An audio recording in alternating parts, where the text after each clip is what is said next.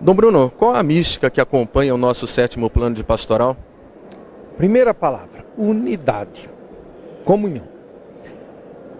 Agora, unidade, que é o que Jesus Cristo pediu, Pai, que eles sejam um, que faz parte do nosso creio na Igreja una, santa, católica, apostólica. Esta unidade, ela se consegue através da comunhão, e a comunhão é uma caminhada constante de conversão. Esse é o primeiro caminho, ou seja, os primeiros passos do caminho da mística do plano de pastoral. Porque se não existe comunhão, nem participação, se não existe unidade, o plano se rompe. Então a primeira coisa é isso. Focar todo o trabalho da arquidiocese em torno desta mística da comunhão, da participação, da unidade. Onde nós descobrimos isso? Na Eucaristia. Eucaristia, pão da unidade, que foi justamente o tema do Congresso Eucarístico de Brasília, 16º Congresso Eucarístico. Pão da unidade. Pão da unidade é alimento dos discípulos missionários. Eis aí o fundamento, não é? Pão da unidade, Eucaristia, alimento para que os discípulos e missionários trabalhem aqui na Arquidiocese de Campinas. É a grande proposta, o grande caminho apresentado por Aparecida, documento de Aparecida.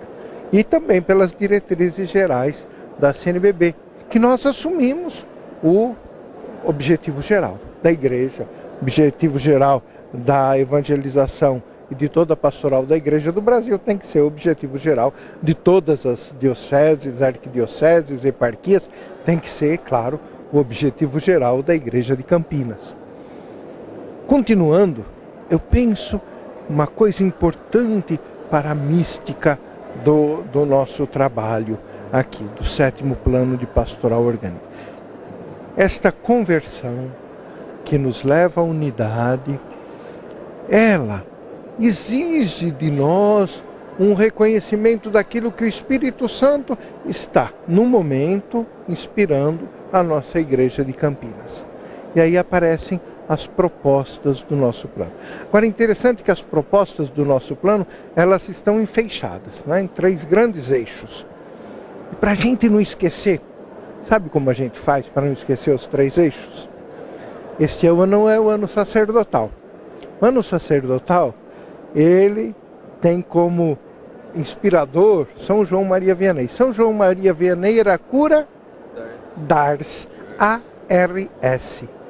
Uma igreja acolhedora, uma igreja que se renova, uma igreja do serviço solidário. Não tem como esquecer. A Igreja de Campinas assumiu Ars, assumiu, não é? Nessa mística de ser o padre trabalhador, o povo que leva a palavra de Deus onde quer que esteja, assumiu estes 3 grandes eixos que não são separados, mas que estão unidos. A igreja acolhedora tem que ser uma igreja de braços abertos e Campinas tem essa vocação. Nós aqui recebemos gente do Brasil todo, do mundo todo. Tem que ser uma igreja acolhedora, uma igreja que se renova. Olha, se nós olharmos, nossa igreja, graças a Deus, tem 100 anos, mas ela se renovou na cabeça, nos bispos, nos padres, nos leigos. Imagina se nós ficarmos sempre os mesmos. E às vezes isso é uma tentação nas comunidades. O bispo não pode ser o dono da diocese. O dono é Jesus Cristo, o Senhor é um só. Há um só Senhor, Jesus Cristo.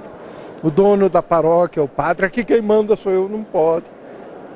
Ou se não da comunidade, aquele leigo, aquela leiga que está à frente. Não, tem que ser uma igreja que ao mesmo tempo é acolhedora e se renova nos seus membros. E nas suas mentalidades, a inovação do Espírito. Uma igreja que com o Espírito Santo é uma igreja que tem o espírito de ousadia. São Paulo fala isso. Deus não nos deu um espírito de temor, mas o espírito de ousadia. Essa faz parte da mística do 7º plano de pastoral. Espírito de ousadia, de inovação. O padre, quando apresentou aqui, apresentou uma escalada, alguém escalando. É inovação, ousadia. E por fim, a igreja do serviço. Essa igreja que é acolhedora, que se renova, ela tem que aprender com quem? Com Jesus Cristo. Não tem outro mestre, um só é o vosso mestre. Dom Bruno, por tudo que o senhor está falando, o que me surge, assim, que brota do coração, me parece que nós vamos precisar de uma conversão pessoal muito forte para que aconteça essa conversão também na igreja, porque isso, a igreja depende de cada um de nós. Papa Bento XVI, na sua primeira encíclica, ele diz: o cristianismo, a vida cristã, não começa por uma bela ideia, nem um princípio ético, mas sim com o encontro pessoal com Jesus Cristo que muda a vida. Sem dúvida. Este é, vamos dizer assim, o desafio, em primeiro lugar, de Jesus Cristo à pessoa.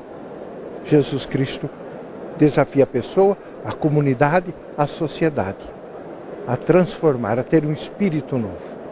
Como que nós vamos conseguir chegar a esse Jesus Cristo pleno? Porque às vezes a gente fala assim, nós precisamos anunciar Jesus Cristo, mas daí pode surgir a pergunta também, qual Jesus Cristo? Que existem vários Jesus Cristo, mas é difícil a gente chegar naquele Jesus Cristo global.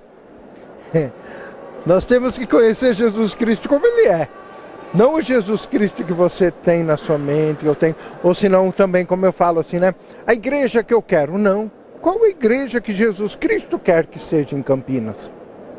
É Ele que inspira. E eu só estarei fazendo a vontade de Deus se descobrir na minha história o que Jesus Cristo deseja da minha vida. O que a igreja de Campinas tem que descobrir, e por isso mesmo à luz do Espírito Santo, o que o Espírito inspira hoje a esta igreja em Campinas para ela ser assim. E aí nós vamos ter os caminhos, né? Os caminhos que nos apontam a própria Bíblia. Se nós formos ler em Atos dos Apóstolos, qual é a igreja proposta? Uma igreja que tem uma só doutrina, não inventa doutrina dos apóstolos, que se mantém unida pela oração, pela mesma fé, pela partilha.